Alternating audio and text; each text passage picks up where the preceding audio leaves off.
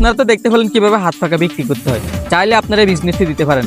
আমরা এখন যাব মাননীয় তেল মন্ত্রীর কাছে, বিস্তারিত তাজু ভাই রিপোর্টে।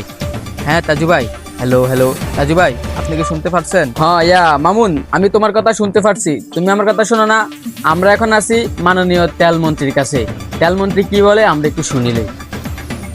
মাননীয় তেল মন্ত্রী, আপনার কাছে আমাদের একটাই কথা, দেশের এই তেল সংকট আর কতদিন থাকবে তা জনগণ জানতে চায়। ও কি বললে বাবু, দেশে এখনো পর্যাপ্ত পরিমাণে তেল আছে, যা আগামী 100 বছর পর্যন্ত চলে যাবে। দেশে এত তেল থাকা সত্ত্বেও বড় বড় ফার্মে কেন বাইকের এত সিরিয়াল? ওই আমি তো দেখি না বাইকের সিরিয়াল।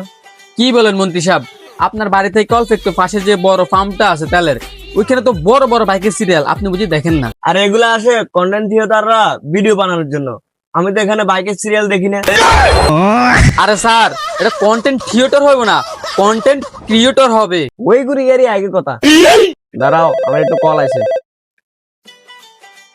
হ্যালো স্যার, তেল আবার স্টক হয়ে গেছে, তেল রাখার জায়গা নেই, তেল আর কই রাখবো?